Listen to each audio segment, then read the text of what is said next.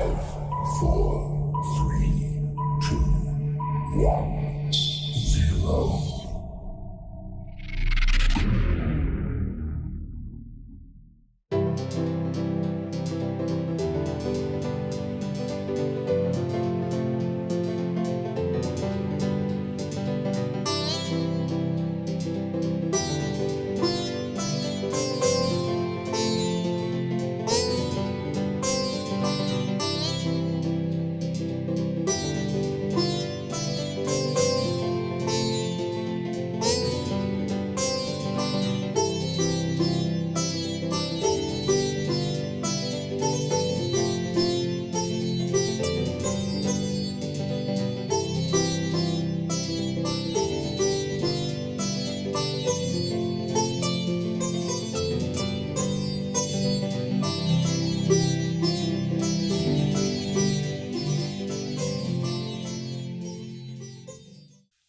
ઉપસ્થિત સાધુ ભગવંતના ચરણોમાં મારા વંદન. આચાર્ય વિજયશીલચંદ્ર સુરી મહારાજ, આપણા બધાના પરમ ઉપકારી એવા ગુરુ ભગવંત.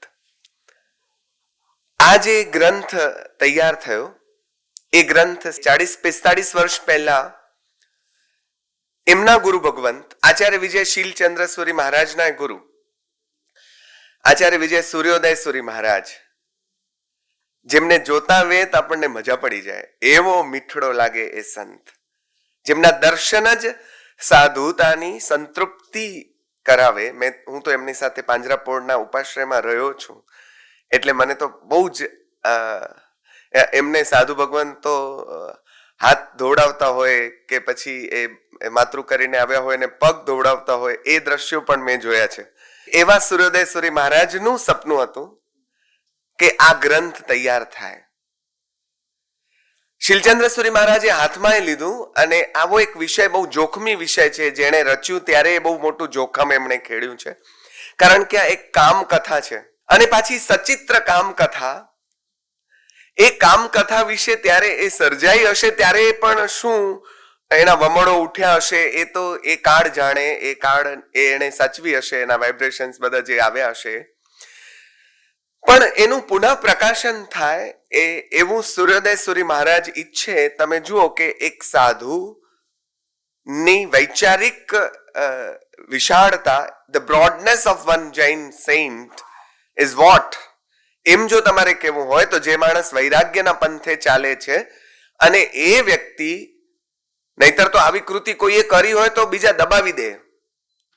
પ્રેમનું કાવ્ય કોઈ, આપણે ત્યાં તો એવું થયું છે, લક્ષ્મીબાઈ કરીને એક મરાઠી લેખિકા, એમણે આત્મકથા લખી છે અને એમાં એમણે લખ્યું છે કે મહારાષ્ટ્રમાં સ્ત્રી લેખિકાઓ ઊભી ન થવી જોઈએ, એટલે મારા સસરા એમની પત્નીએ નાનકડી કવિતા લખી ત્યારે ખીજાઈને એના પતિએ એને પેટ પર લાત મારેલી when she was pregnant અને મૃત્યુ પામેલા.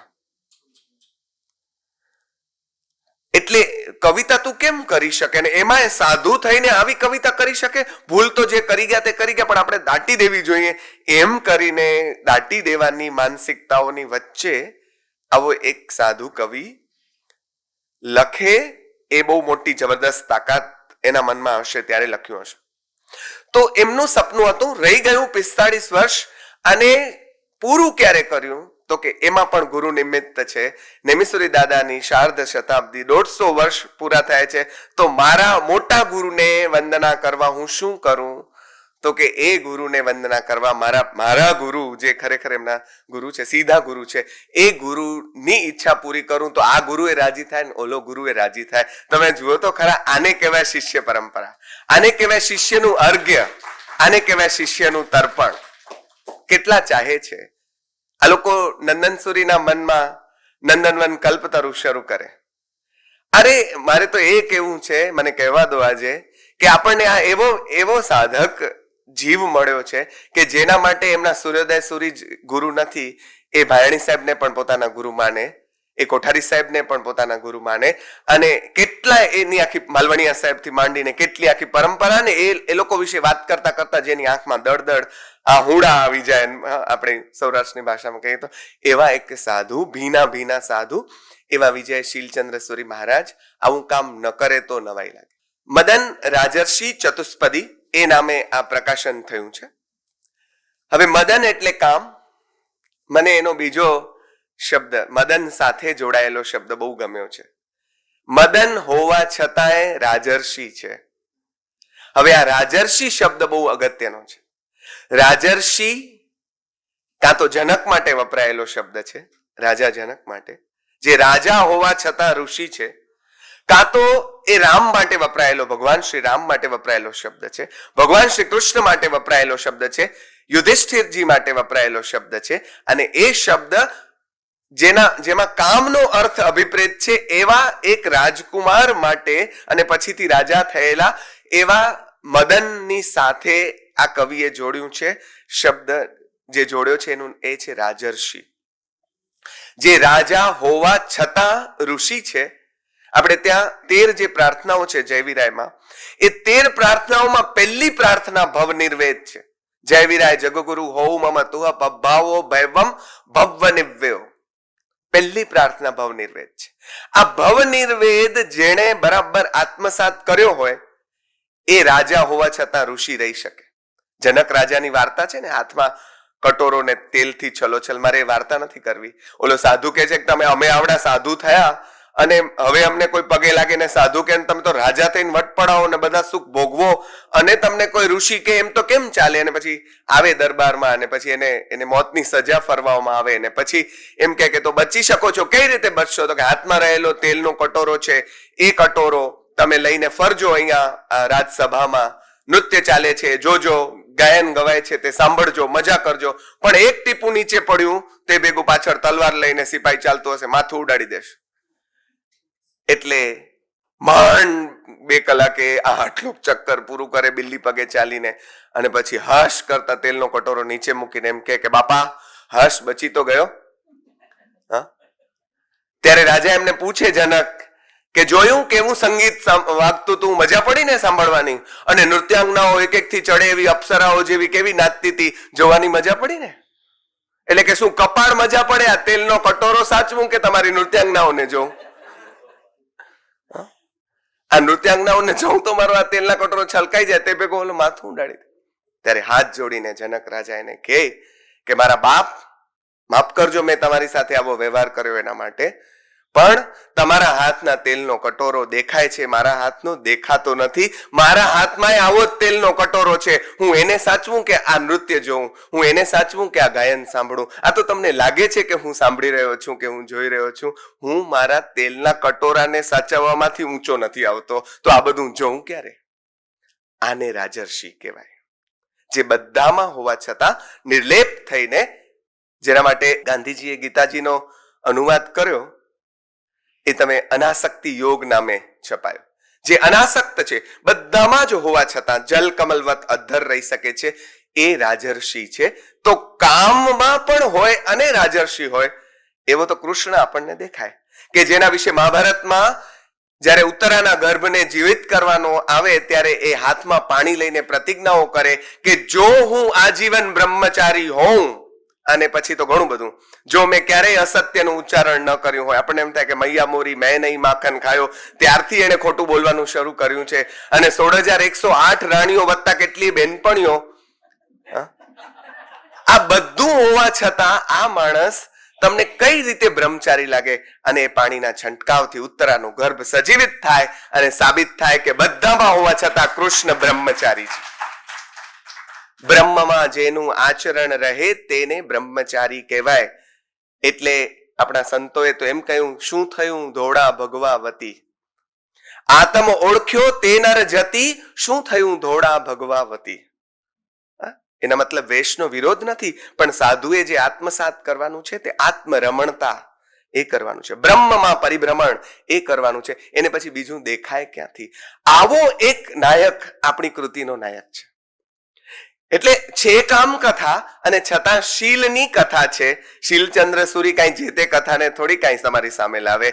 એટલે શીલની કથા છે. આ શીલચંદ્રની શીલની કથા તમારી સમક્ષ મુકાઈ રહી છે. આ જે વાચક દયાસાગર છે એ અચલ ગચ્છના સાધુ છે. તો એક ચિત્રમાં 5 જણા હોય એ સભામાં કે ક્યાંય પણ બેઠા હોય ને પાંચેની પાઘડીઓ જુદી હોય, એ જુદી જુદી પાઘડીઓ પાછી સામેના પેજ ઉપર એના માથા આટલા આટલા આટલા નાના જુદા બતાડે, તમને બતાવે જો આ જુદી પાઘડી, આ જુદી પાઘડી, આ જુદી પાઘડી, આ જુદી પાઘડી. પાઘડીઓના સળ પણ જે જુદા પાડીને બતાડી દે, એટલી મહેનત અહીંયા આમાં કરવામાં આવે છે. એટલે સાહેબ બેઠે બેઠે શું કરે છે એનો આપણને કોઈ દિવસ અંદાજ નહીં આવે. આ એવો ઊંડો દરિયો છે કે જે આપણે જેનો તાગ મેળવવો મુશ્કેલ છે.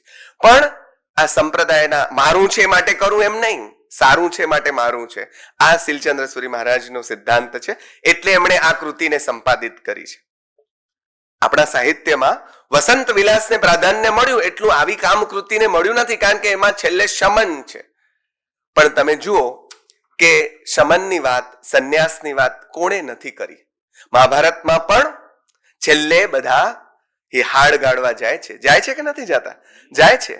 અરે સંન્યાસ આશ્રમ, આપણા વાનપ્રસ્થ અને પછી સંન્યાસ આશ્રમની વાત બધામાં જ છે, બધામાં જ. છેલ્લે તો એ જ થાય છે. છેલ્લે શાંતિ પર્વત છે, મહાભારતનું પર્વ છે એ શાંતિ પર્વ છે, એટલે કે ઠરવાની વાત છે.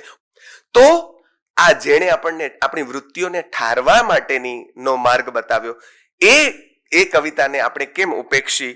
આ જે મદન રાજર્ષિ ચતુષ્પદી છે એનું સંપાદન પણ નિસર્ગભાઈ એમ લખે છે, જૈન ધર્માવલંબી કથા અને ચિત્રકલા એમ ઉભય દ્રષ્ટિએ પ્રશસ્ય છે.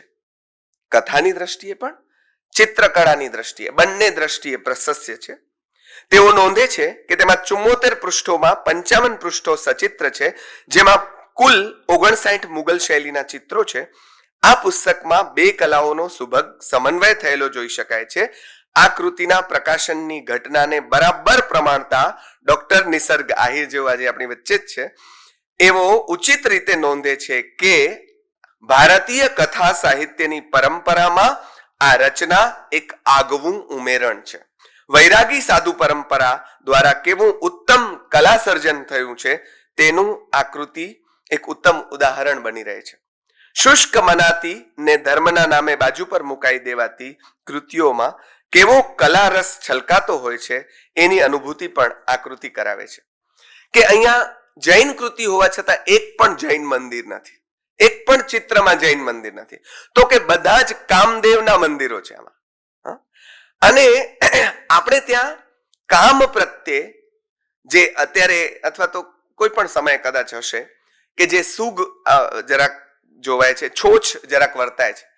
ભોળાભાઈ જયારે ખજુરાહો ફરવા ગયા છે ત્યારે એમણે બહુ માર્મિક રીતે લખ્યું છે કે ખજુરાહોના રતિ શિલ્પો બધા એવી રીતે જુએ છે કે પોતે જુએ છે કોઈ જોઈ ન જાય. એટલે જૈન દર્શને પણ કામ વિશે જરાય સૂગ રાખી નથી, એની સાબિતી પૂરતી આ કથા છે. એટલે કામથી ભાગવાની વાત આપણે ત્યાં કરવામાં નથી આવી. દમનની વાત નથી થઈ.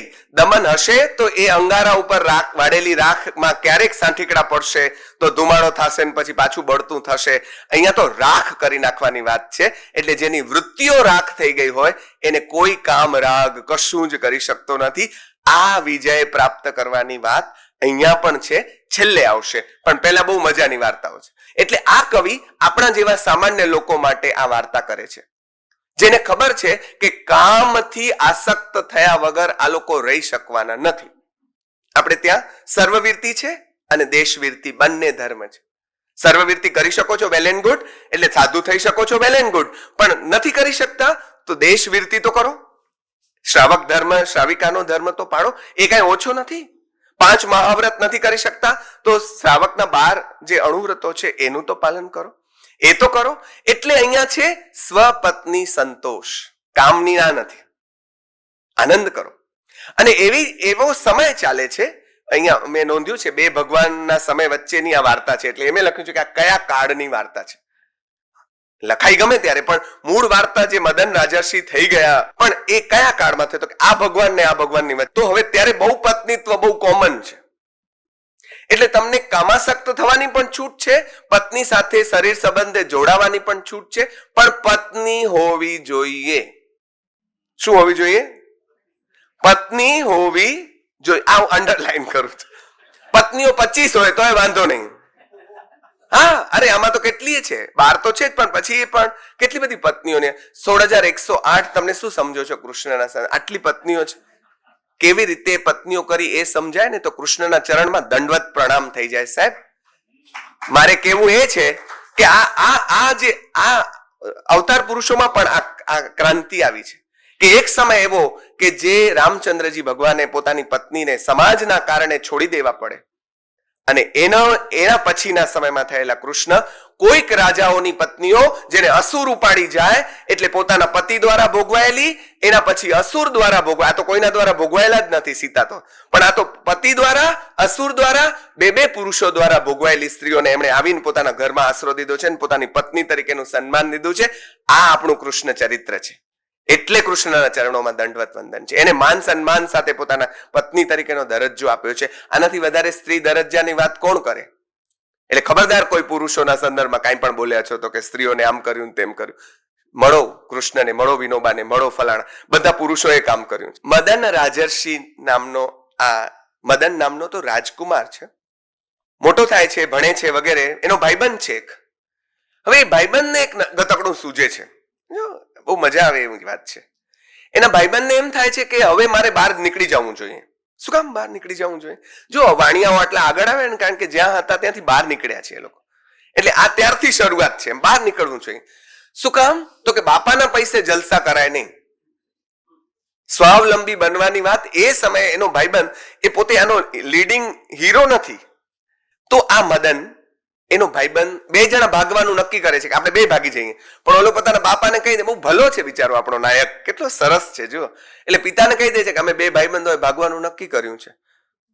તો પાછી બાપા થોડી ભાગવા દે, એટલે બાપા એ પકડાવી લે છે અને એટલે એ ભાગી નથી શકે. પણ ઓલો એનો ભાઈબંધ તો એનાથી ચબરાક છે, પછી બીજી વખત લાગ જોઈને ભાગી જાય છે. પછી એક જગ્યાએ સરસ રીતે નામ કમાવે છે, નામના કારણે એને પત્ની પણ મળે છે, ધન મળે છે વગેરે વગેરે, અને પાછો આવે છે.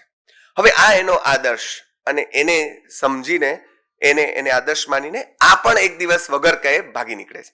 હવે આ શું કામ થાય છે ખબર છે? આ ચતુષ્પદી છે. ચતુષ્પદી એટલે પદ્ય વાર્તા. શામળ જેમાં અવ્વલ નંબરે આવે, પહેલા નંબરે પાસ થાય, પણ એનો મતલબ એમ નથી કે બીજા નંબરે છે. આ બધા પોતપોતાની જગ્યાએ પહેલા નંબરે. માણસ ગમે એટલો ગરડો થાય, એની કામ વૃત્તિ કોઈ દિવસ ગરડી થતી નથી. 12 લગ્નોમાંથી 2-3 લગ્નની જ વાત કરીશ. પહેલી જ જગ્યાએ જાય છે અને એ લગ્નમાં શું થાય છે? તો એટલે લગ્ન નથી થતું, પણ ત્યાં તો બહુ જ સરસ રીતે આ કેવો શીલવંત સાધુને વારે વારે નમીએ પાનબાઈ, જેના બદલે નહીં વ્રત માન રે, એવું ગંગા સતીએ કીધું. તો કેવો આમ કામ નીકળી નથી ગયો, પણ છતાંય શીલવંત છે. તો જુઓ, એ જંગલમાં એક ઝાડ નીચે બેઠો છે અને એટલો દેખાવડો ભયંકર, નાગરોની ભાષામાં કહીએ તો ભયંકર દેખાવડો, એટલો સ્વરૂપવાન કે એને જોઈને કોઈ પણ આમ ફસકી જાય, આસક્ત થઈ જાય એવો ભયંકર દેખાવડો. નામ જ મદન છે.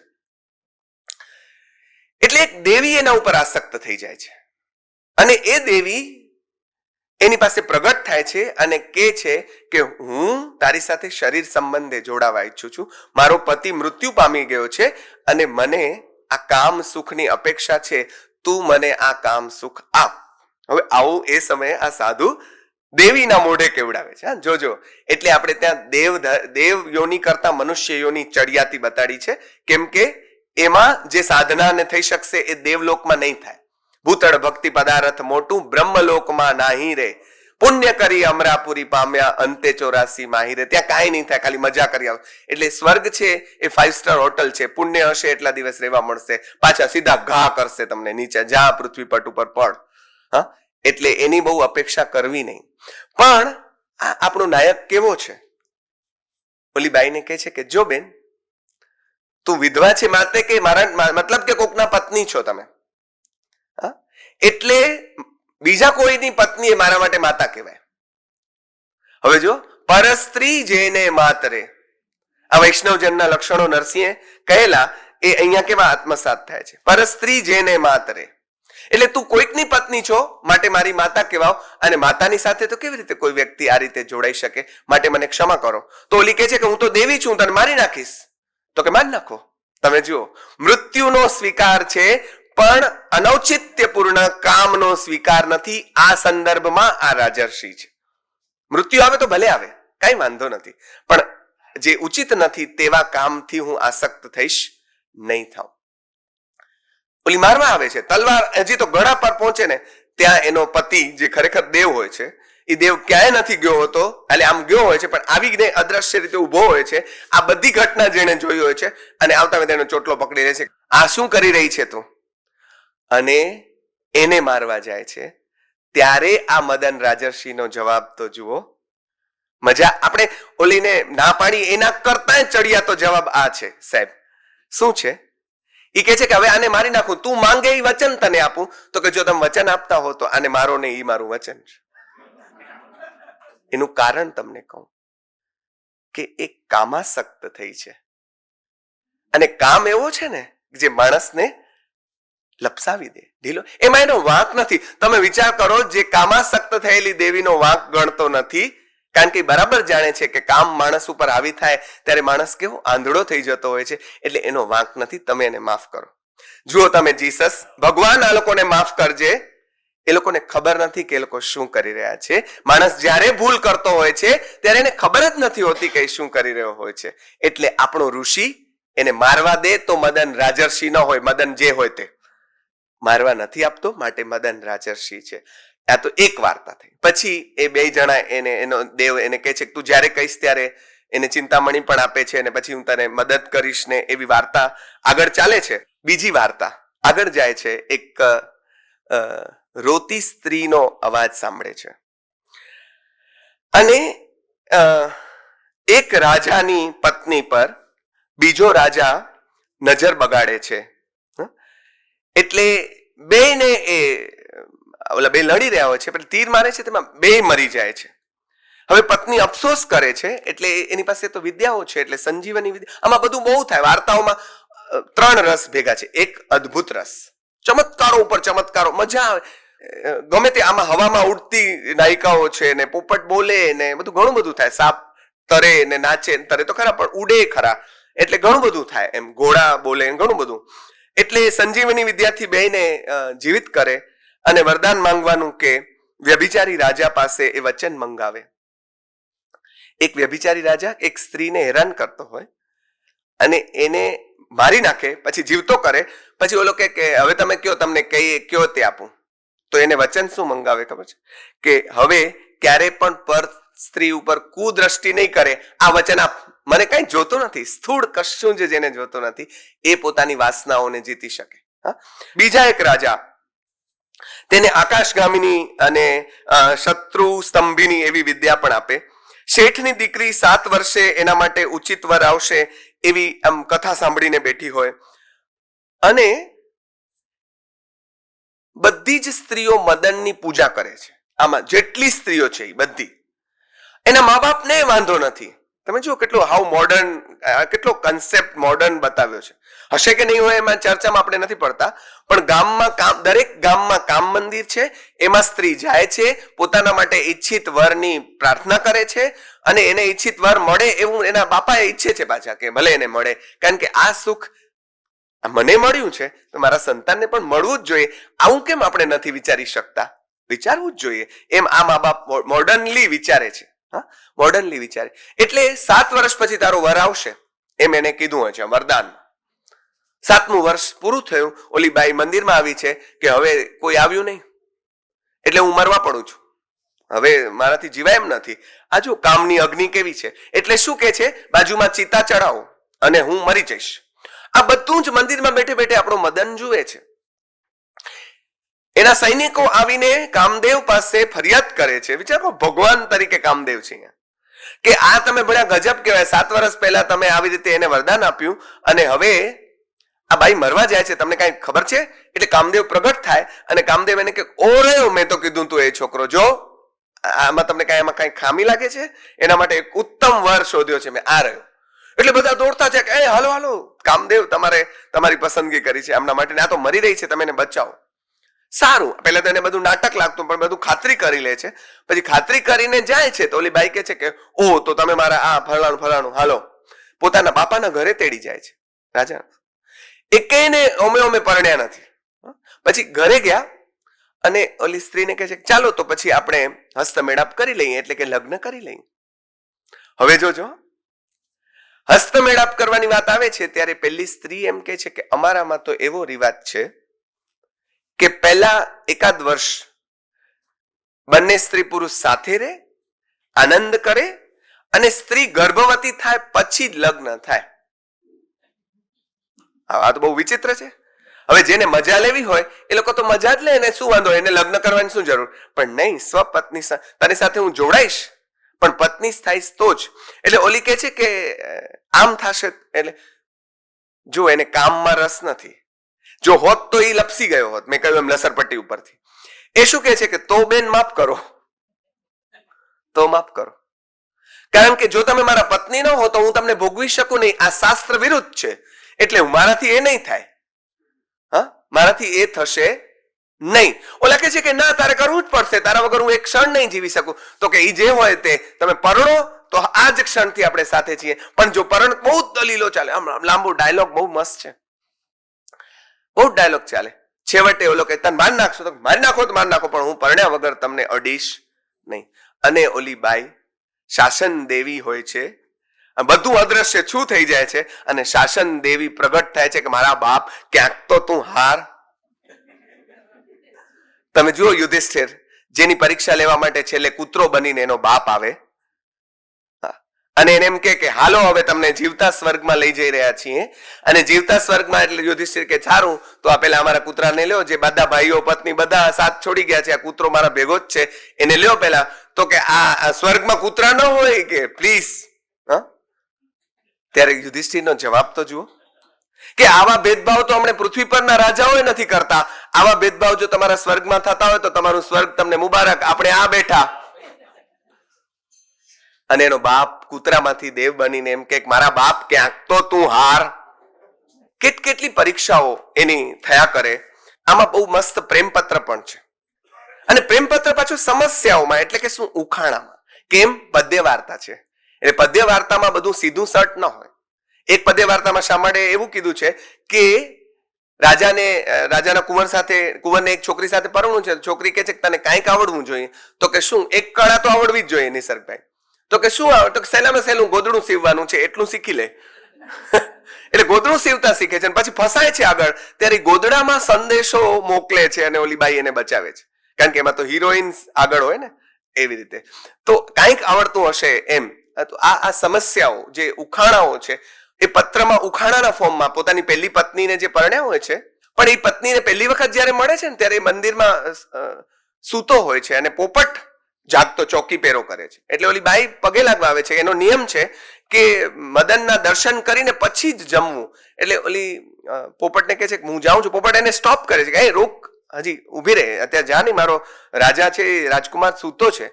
તો કે પણ મારો આ નિયમ છે. તો કે તું ચિંતા નહીં કર. શું વાક્ય બોલે છે? રાજકુમાર હમણાં જ ઉઠી જશે, કેમ કે જોજો, હા, કેમ કે ઉત્તમ લોકોની ભૂખ, ઊંઘ અને રીસ બહુ અલ્પ સમયની હોય છે.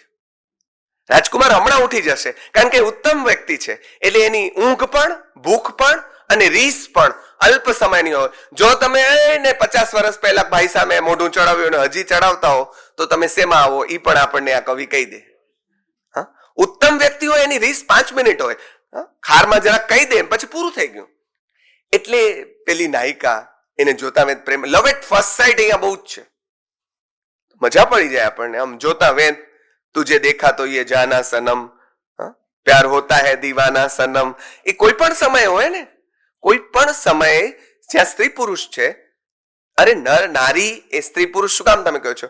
લિંગ છે જ્યાં બે ભિન્ન, એનું સ્વાભાવિક આકર્ષણ આ બધાએ સ્વીકાર્યું છે. એ પ્રાણીઓમાં પણ, અને આપણે પણ એક પ્રાણી જ છીએ, એટલે આપણામાં પણ આપણે પણ એક પ્રાણી છે, એટલે આ સ્વાભાવિક આકર્ષણ છે. તો એ સ્વાભાવિક આકર્ષણનો અહીંયા સ્વીકાર છે. અને પછી એના ઉપર કેમ વિજય મેળવાય એની આખી વાત છે. હવે બહેનો અહીંયા છે તો બીજી એક વાર્તા એમાં રસ પડે એવી છે. એક વાર્તામાં એવું છે કે એક છોકરી, એટલે કે રાજકુમારી, એક ભાઈ આગાહી કરી છે, આવા એક જ્યોતિષીએ. ઓલો કહે છે કે મારી બેનનો લગ્ન ક્યારે થશે અને એનો વર કેવો હશે? બેનને બહુ જ ચાહે છે, પણ જો સૌથી વધારે આપણે પોતાને જ ચાહતા હોઈએ છીએ. એમાં દોડ કરવાની જરૂર નથી કે હું મારા પત્નીને બાપાને માને બધાને ચાહું છું. એ પણ અહીંયા ઠકા કરાવી છે આપણને બરાબરની. શું કીધું કે મારી બેનનો વર કોણ થશે? તો કે જે તને મારશે એ તારી બેનનો વર થશે. જે તને હવે જો અત્યાર સુધી એને પરણાવવાની ભયંકર હોશ હતી કે મારી બેનના લગ્ન કેદી કરું. એક સેકન્ડમાં લગ્નની ઈચ્છા મરી જાય છે કે મને મારે એને હું શું કામ પરણાવું, મર કુંવારી રહેતી. હા, મને જેનો વર મારવાનો હોય એને હું શું કામ પરણાવું? એટલે તમે જોજો હવે પ્લીઝ નોટ, આ માણસ ક્યાં પહોંચ્યો છે. આ મનોવિજ્ઞાનની કવિતા છે સાહેબ, મનોવિજ્ઞાનની. એક સ્ત્રીના મનને કોણ સમજી શકે? તો કે બીજી સ્ત્રી. રામબાણ વાગ્યા હોય જાણે, ઘાયલ કી ગત ઘાયલ જાને ઓર ન જાને કોઈ.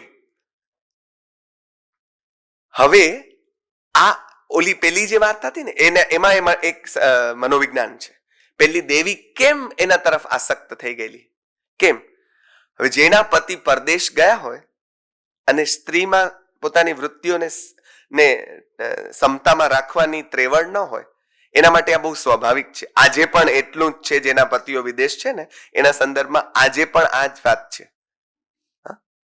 પણ એટલે એવા બહેનો કોઈ એક પુરુષને બધાની વચ્ચે નચાવડાવે છે, પૈસા વાળા છે એટલે ધીરે ધીરે એના એક કરીને કપડા કઢાવડાવે છે. આ આપણા વૈભવ. એટલે હવે આપણે ત્યાં પણ યાદવા સ્થળી ન થાય તો નવાઈ નહીં લાગે, કારણ કે આપણો વૈભવ આપણને કઈ દિશામાં લઈ જઈ રહ્યો છે એ જરા વિચારજો. હા, પણ આ સ્ત્રી હવે ઓલી તો બિચારી એને પોતાનો વર જોઈ, બેન તને કેવો તે વર જોઈશે, એવા આપણે ત્યાં લગ્ન લોકગીતો છે કે તને કેવો વર જોશે? તો કે આવો શામળિયો જોશે ને આવો કસાયેલી કમરવાળો જોશે ને આવો. એને રૂપાળો વર માગ્યો નથી હા લોકગીતમાં, કેમ કે રૂપાળા એ જ હોય જે કામ ન કરતા હોય. તે સમય તો ખેતી મુખ્ય કામ હતું, તો રૂપાળા કેવી રીતે હોય? આખો દિવસ ખેતરમાં હોય. તો શામળિયો વર જોશે એમ છોકરીએ કીધું છે, કારણ કે કામગરો તો હોવો જોઈએ ને. ખાશે શું? રૂપાળાને કઈ બચકા નહીં ભરાય. રૂપાળો 4 દી મીઠો લાગશે, પછી ખાવા તો જોશે કે નહીં. એટલે અહીંયા જોજો હા, એક સ્ત્રીના મનને બીજી સ્ત્રી કેવી રીતે બરાબર પીછાણે છે. એની સગી ભાભી એને એનો વર શોધવામાં મદદ કરે છે. તમે વિચાર તો કરો કે જે આને જો વર મળે તો પોતે વિધવા થાય, પણ મેં સુખ માણ્યું છે, તને ન જ મળે એવું ન થવું જોઈએ. તને પણ આ કામ સુખ મળવું જોઈએ, ભલે મારો વર મરી જાય. આ તો જુઓ તમે. અને આપણે નણંદ ભોજાઈના સંબંધો જે છે એને કેટલા વગોવ્યા છે. આનું એક જુદું વર્ઝન આ વાર્તામાં તમને મળે છે, નણંદ ભોજાઈનું જુદું વર્ઝન, કે જે ભોજાઈ પોતાના વરને કુરબાન કરવા તૈયાર હોય એની નણંદના કામ સુખ માટે. તમે કલ્પી શકો? અને ખરેખર એની ભોજાઈ આકાશગામી વિદ્યા જાણતી હોય, આ સૂતો હોય ત્યાંથી એને ઉપાડી આવે, પછી એની સાથે પરણાવે. આવી કેટલી વાતો છે. એનો પ્રેમપત્ર સૂડો લઈને જતો હોય અને એના મોઢામાંથી પડી જાય અને નીચે 5 રાજકુમારીઓ બેઠી હોય, એના હાથમાં આવે અને એ 5 રાજકુમારીઓને એમ થાય કે આમાં શું છે? એટલે ઓલો સૂડો હવે કહી દે તો આની વાત ગુપ્ત ખુલી જાય, એટલે કે નહીં. અને એમ થાય કેટલો પ્રેમ કરતો હશે આ પોતાની પત્નીને. જે આમ તેમ ફાફા મારતો હોય ને એવો પુરુષ પત્નીને ગમે નહીં. એ પોતાની પત્નીને બહુ ગમે એટલી નાયિકાઓ સાથે એને કામ કર્યું, પણ એ પોતાની પત્નીને બહુ જ સમર્પિત છે, એટલે છોકરીઓને વધારે ગમે છે. એટલે અહીંયા જે આ 5 રાજકુમારીઓ છે, એ 5 રાજકુમારીઓને એમ થાય છે કે જો આ પોતાની પ્રેમિકાને, એક પત્નીને આટલો પ્રેમ કરતો હોય તો આપણને આવો જ પ્રેમ કરવા વાળો વર જોઈએ. એટલે આપણે આને જ પરણશું. બાપાને કહી દે છે કે આમ નહીં પરણાવો તો અમે ઉપવાસ કરશું. એટલે ઉપવાસ કરે છે રીતસર, અને આયંબિલ આવે છે આમાં સાહેબ, કે આ વરને મને નહીં પરણાવો તો અમે આયંબિલ કરશું. આયંબિલ કરે છે અને પછી એનો બાપા બધી વ્યવસ્થા કરીને આને બોલાવે છે ને પરણાવે છે કે આને એટલે શામળની પદ્ય વાર્તાઓમાં તો એવું થાય કે નાયિકા પુરુષ વેશે જાય, 1 2 3 4 5 6 7 8 ઉખાણાઓ સોલ્વ કરતી જાય, અને જ્યાં જાય ત્યાં એનાથી પ્રભાવિત થઈને રાજાઓ પોતાની રાજકુમારીઓ એને પરણાવતા જાય, અને છેલ્લે ખબર પડે કે પોતે જ પુરુષ નહોતી, એ પોતે જ સ્ત્રી છે. એટલે પોતે કહે કે હવે હું તો સ્ત્રી છું, તમે બધા મને એને બધાને બાંધી નાખે કે મારું વ્રત છે, હું તમને વરસ દિવસ સુધી અડીશ નહીં, હું ભલાનું છે ઢેકણું છે પૂછો. ઓલી કે હો તમે જિંદગી તારા માટે રાહ જોવા અમે. કેવી મસ્ત હશે આ બાઈ. અને પછી છેલ્લે વાર્તા પૂરી થતી હોય ત્યારે ઓલી સ્ત્રી એમ કે હું પોતે સ્ત્રી છું અને મારો વર તમે મારા પ્રેમમાં પડે ને એના કરતા જોરદાર છે, આપણે બધા એની પત્ની, અને એને એક સાથે બાર આ જે પરણીને આવી હોય એ આના ભેગી પરણે પાછી. કવિતા તરીકેના પાસાઓ છે ને એ પણ મારે તમને કહેવા છે, એ કહીને પછી મારી વાત પૂરી કરું. કવિ છે ને એ મદનના રૂપથી પ્રભાવિત નથી. શેનાથી પ્રભાવિત છે? એના શીલથી પ્રભાવિત છે, એટલે એની કથા કરી છે. એના મદનપણામાં એને રસ નથી, એના શીલપણામાં રસ છે. માટે આવી સિચ્યુએશન તો કેવી પડે ને, આવું યુદ્ધ થયું એમાં સ્થિર રહ્યા, એમ તો તમારે કેવું પડે કે ન કેવું પડે. એટલે આવી પરિસ્થિતિ આવી એમાં પણ આ કેવો તો સ્થિર રહ્યો. એટલે શીલ મહાવ્રત એણી સંસારી, શીલ મહાવ્રત એણી સંસારી, પાલિયું યૌવની મદન કુમારી. મદન કુમારે યૌવન અવસ્થામાં, અત્યારે તો હવે આપણે સેજે બાવા બ્રહ્મચારી હોઈએ, પણ એ સમયે કે જ્યારે લપસવાના 550 કારણો હોય એ સમયે એને શીલવ્રતનું પાલન કર્યું. માટે હું એની કથા કરી રહ્યો છું. પછી આ વાતને કથામાં પ્રયોજતા કવિ શું કે છે? યુવાન મદન કુમાર વનદેવીને મળે છે ને ત્યારે એને શીલનું મહત્વ સમજાવે છે કે તું મારા પાછળ ગાંડી ન થા, કારણ કે શીલ બહુ મહત્વની ચીજ છે. એવું એના પાછળ લપસતી.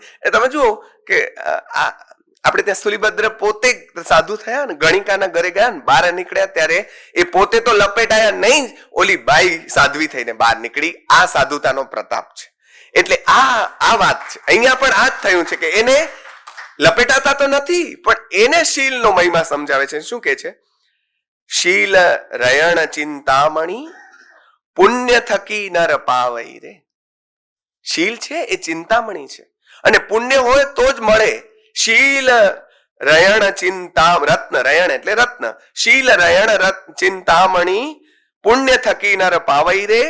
થોડા સુખ નહીં કારણઈ, થોડા ક્ષણિક સુખ માટે, થોડા સુખ નહીં કારણઈ, મૂરખ કોણ ગમાવઈ. થોડાક સુખ માટે જો આ શીલને કોઈ ગુમાવી દે તો એને શું કહેવાય? એ આ કવિએ કીધું. જેને એ લાઈનમાં જવું હોય એ એમાં જાય. એ કે નહીં તમે મૂર્ખ ન થાજો. ઉપદેશ આપતો નથી. બધા ભલે કહેતા હોય કે સીધો આ કવિતાઓમાં ઉપદેશ છે, આના આ આધારો છે, સીધો ઉપદેશ નથી. લેવો હોય તો લેવો, વૈષ્ણવજન તો તેને રે કહીએ પીડ પરાઈ જાણે. તમે બનવું હોય તો બનો, ન બનવું હોય તો ન બનો. વર્ણનો જુઓ, વર્ણન સંબંધી એકરૂપતા કેટલીક હોય. કેટલાક વર્ણનો આપણને નળ જેવા જ લાગે. નળ દમયંતીના આખ્યાનમાં એનું કારણ મેં પછી શોધ્યું તો મને મળ્યું કે વર્ણનના કોષ હતા. એટલે બધાનો ચોટલો લાંબો જ હોય, બધાની આંખો હરણ જેવી જ હોય, બધાની કેળ પાતળી જ હોય. બધી જ નાયિકાઓના તમે ચિત્રો બનાવો તો એક સરખા જ થાય, એ દમયંતી હોય કે XYZ જે હોય તે. એટલે અહીંયા નાયક એવો હોય. શું છે? ન સહઈ દેહ તણવ પર તાપ, રવિ આકાશી વહઈ તીણી આપ. એનો પ્રતાપ સહન ન થયો આ મદન કુમારનો, એના બાપાનો, આનો નહીં, એના બાપાનો, મદન કુમારનો બાપ આવો છે. તો મદન કુમાર કેવો હોય કે જેનો પ્રતાપ સહન ન થતા સૂર્ય આકાશમાં ભાગી ગયો. એટલે દમયંતી વિશે એમ કે પ્રેમાનંદ કે એને તેજમાંથી દમયંતીને ગળીને પછી એઠ વધી એની થાપલી કરીને આકાશમાં ઘા કરી તો ચંદ્ર થઈ ગયો. જેની એઠમાંથી ચંદ્ર થયો હોય એ દમયંતી કેવી હશે? એ નળ કેવો હશે? પણ યૌવન પામી તાત નવ. હવે આ એક વાત સરસ છે કે બાપાના ધન પર બેસી ન રહેવાય. આગળ જે મેં વાત કરીને એનો આધાર આપું છું. સ્વાવલંબનની કેવી વાત એને એ સમયે શીખવાડી છે. યૌવન પામી તાત નવ, ધન વિલસઈ નર જેહ, દામ કહઈ અંગજ નહીં, પરતખી રિયણિયવ તેહ. અહીંયા રિયણિયવ એટલે કરજદાર. એ દીકરો નથી, કરજદાર છે. કરજદાર કેમ? લીધા જ કરે, લીધા જ કરે.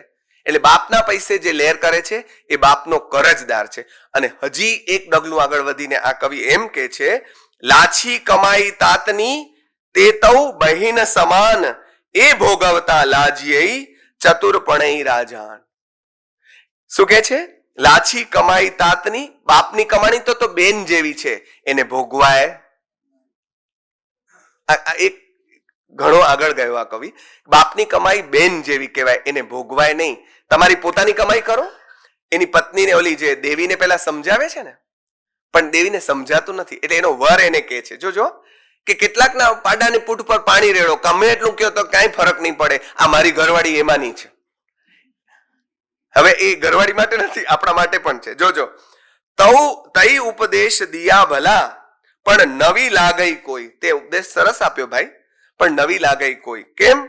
જય સાકર સિયું સિંચઈ લીંબ ન મીઠી હોય, મીઠઈ હોય.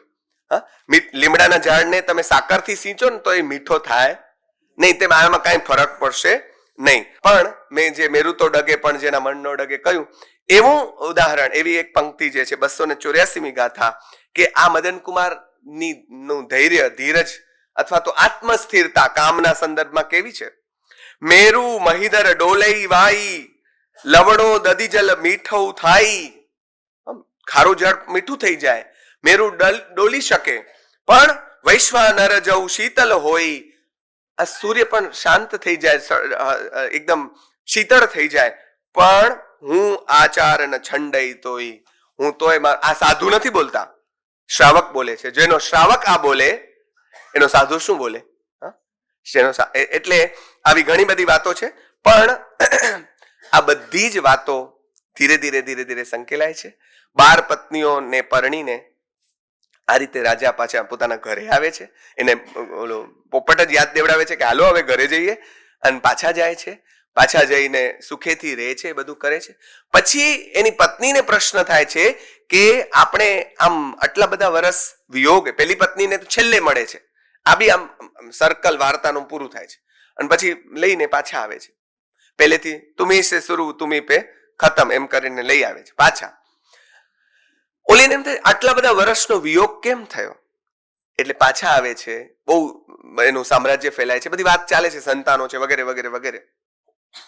પણ પછી એક સૂર્ય ભગવાન તેમાં આવે છે, અને જેને દર્શને એ લોકો જાય છે, પિતાને ને બીજા રાજાઓને, બધા સગાવાલાને તેડાવે છે, એના ઉપદેશ સાંભળે છે, અને એમાં ઘણા બધાને વૈરાગ્ય જાગે છે. હવે તમને ન જાગતો હોય તો તમને એમ થાય કે આમાં વાર્તાઓ સાંભળીને થોડી વૈરાગ્ય છે, પણ તમને ન જાગ્યો એમાં તમે બીજાને કેવી રીતે કહી શકો કે વાર્તાઓમાંથી વૈરાગ્ય ન જાગે? તમને નથી જાગતો તો ન જાગે, પણ કોકને વાર્તા સાંભળીને જાગ્યો તો જાગ્યો.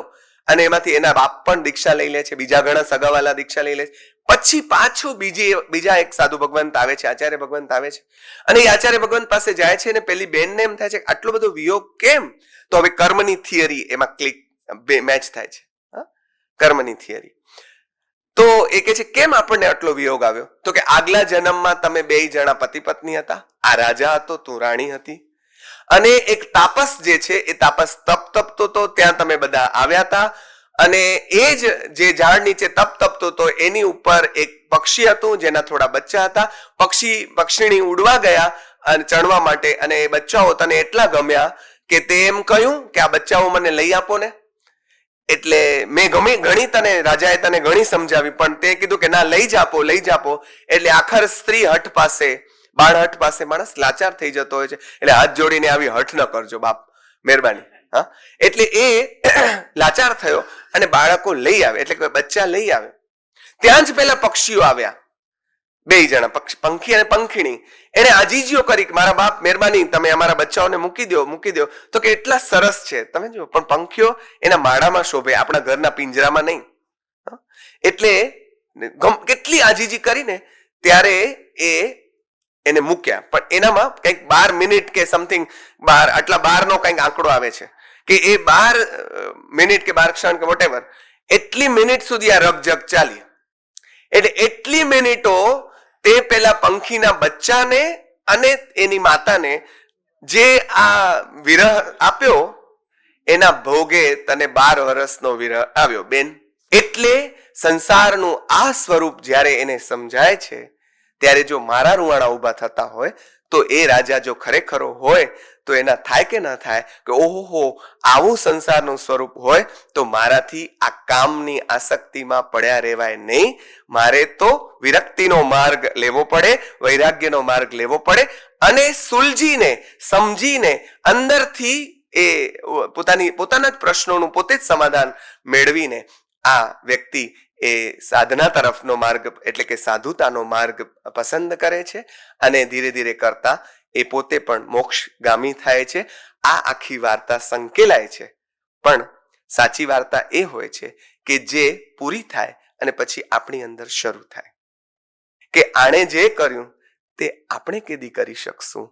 આવું જો અંદર સળવળાટ જાગે તો આ શબ્દ સંપદાની આ કૃતિ, આ આખું આયોજન હઠીસિંહ કેસરીસિંહ ટ્રસ્ટ હોય અને ઓમ કોમ્યુનિકેશનનું આ આખું પ્રકલ્પ એ સફળ થયો ગણાશે. કથા સાંભળી ફૂટ્યા કાન તોય ના આવ્યું બ્રહ્મજ્ઞાન. આ ખાલી સાંભળવા માટેની વાર્તાઓ નહોતી, હજી પણ નથી. જીવવા માટે ટેકારૂપ બનતી લાકડીઓ છે. એનો આશરો લઈ એને પણ ઘા કરી અને પછી તમે દોડતા થાવ. એ જ અભ્યર્થના સાથે આ સમગ્ર આયોજન જેમણે કર્યું એ સૌને વંદન. વિજય શીલચંદ્રસુરી મહારાજને વંદન. જેમના પાસે બેસીને આ કૃતિને સમજ પડી એવા ઉપાધ્યાય ભુવનચંદ્રજી મહારાજને વંદન. આપ સૌએ મને આટલો બધો સહન કર્યો એટલે આપ સૌને વંદન. મારા સાથી વક્તાને વંદન અને મારી વાત પૂરી કરું. આભાર. બંને વક્તાઓના વક્તવ્યથી આપણને કે વિશેષ પ્રાપ્તિ થઈ હોય તો બંને વક્તાઓનું ખૂબ તાળીથી સન્માનપૂર્વક અભિવાદન કરીશું. માનનીય શ્રી નિસર્ગભાઈ આહિર અમદાવાદથી અહીંયા આપણી વચ્ચે ઉપસ્થિત છે. અમદાવાદની ગુજરાત કોલેજમાં પ્રોફેસર તરીકે તેઓ સેવા આપી રહ્યા છે.